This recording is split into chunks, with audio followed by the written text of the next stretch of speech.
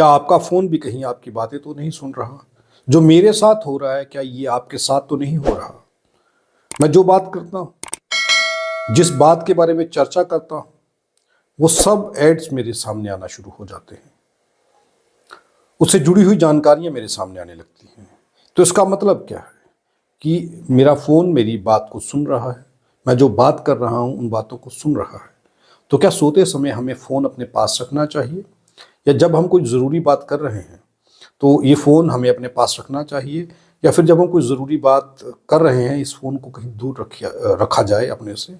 हमारी प्राइवेसी जो है वो भंग ना हो किसी तरीके से।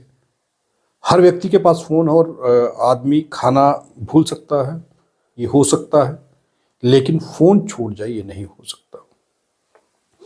आप बाथरूम में जाते हैं, फ़ोन आपके हाथ में रहता है।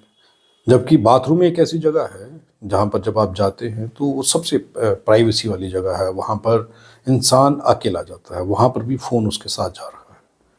तो क्या आप लोगों का डेटा चोरी किया जा रहा है? आप लोग दिन भर में क्या बात करते हैं, क्या ये सारी बातें आपका फ़ोन सुन रहा है? और अगर आपके साथ ये हो रहा है कि जो बात आप कर रहे हैं या कोई चीज़ खरीदने के बारे में आप सोच रहे हैं, तो वही ऐड दिन भर आपके सामने आने लगते हैं। अगर आप सरकार की किसी नीतियों पर चर्चा कर रहे हैं, तो उस प्रकार की खबरें आपके सामने आ रही हैं, फ़ोटोज़ आपके सामने आ रहे हैं। जो भी आपके दिमाग में चल रहा है, जो आप प्लान कर रहे हैं, वो सब आपके सामने आ रहा है।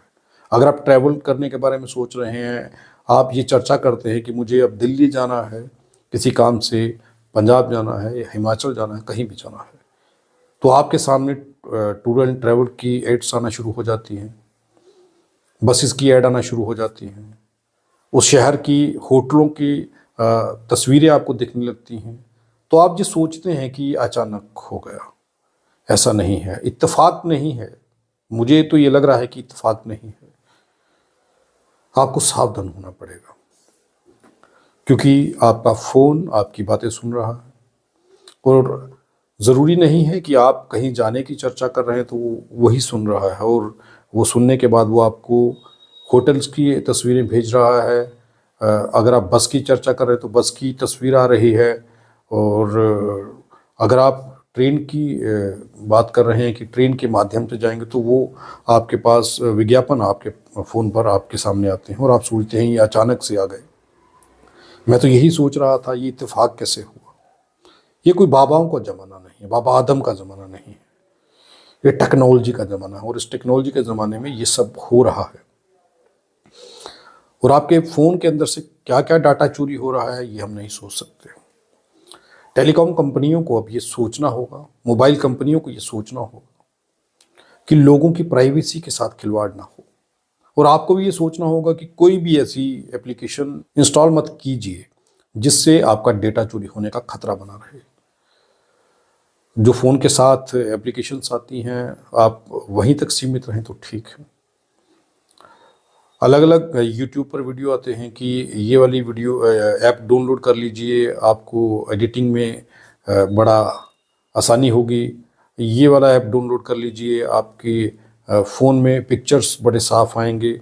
ये वाला कैमरा डाउनलोड कर लीजिए ऐप से, ये वाला कैमरा ऐप से डाउनलोड कर लीजिए, फ़ोटो बड़ा साफ़ आएगा। अलग अलग किस्म की एप्लीकेशंस जो हैं वो भरी पड़ी हैं प्ले स्टोर पर।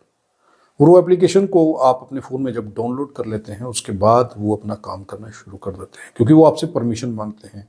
और आप लगे हाथ सारे परमिशन दे देते हैं। आपको लगता है कि अपना काम देखें, परमिशन से क्या ही होगा, परमिशन तो देना पड़ेंगे। और अगर परमिशन नहीं देते हैं तो वो एप्लीकेशन जो है वो इंस्टॉल नहीं होती है। बड़ी सारी एप्लीकेशंस हैं।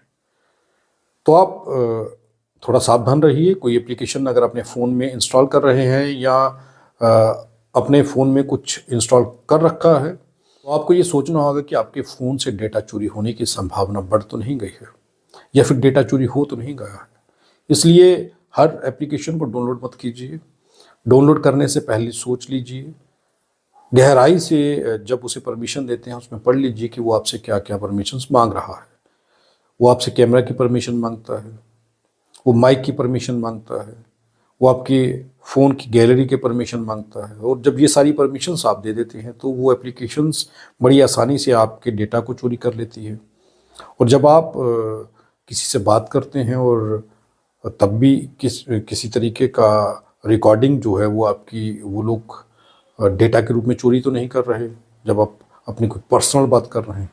बड़ी सारे लोगों की ऑडियोज़ आप देखते होंगे, वो वायरल होते हैं और उन लोगों की ज़िंदगियां तबाह हो जाती हैं। तो आपको सावधान होना होगा कि बड़ी जल्दी कोई भी एप्लीकेशन डाउनलोड मत कीजिए।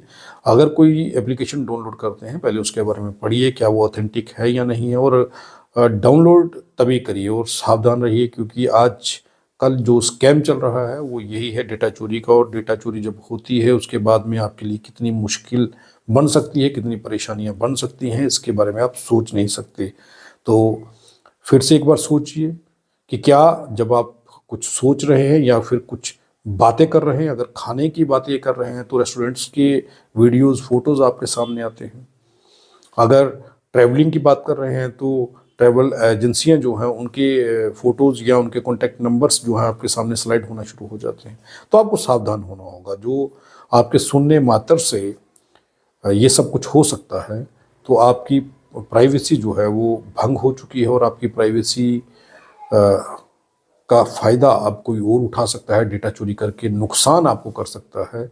ये आपको सोचना होगा। तो थोड़ा सावधान रहिए और ये सोचिए कि अगर कोई एप्लीकेशंस इंस्टॉल कर रहे हैं तो उन एप्लीकेशंस को इंस्टॉल करने से पहले थोड़ा सा सोच लीजिए गंभीरता से, क्योंकि कोई ऐसी एप्लीकेशन हो सकती है जो आपकी ज़िंदगी को बर्बाद कर सकती है, आपकी पर्सनल लाइफ को बर्बाद कर सकती है, आपकी जो बातें हैं उन बातों को डेटा के रूप में किसी और तक पहुंचा सकती है, आपका नुकसान करवा सकती है। आप देखिए पहले आप लोगों के मोबाइल पर अभी भी मैसेज जो आते थे, उन मैसेजों में आप देखिए गोल्ड की किसी दुकान का मैसेज आ रहा है और आप ये सोचते हैं कि मेरे फ़ोन पर ये मैसेज क्यों आ रहा है, मैंने तो ये नंबर उनको दिया ही नहीं। पहले एसएमएस की तरह ये चीज़ें आती थी, अब डेटा ही चोरी होने लगा है।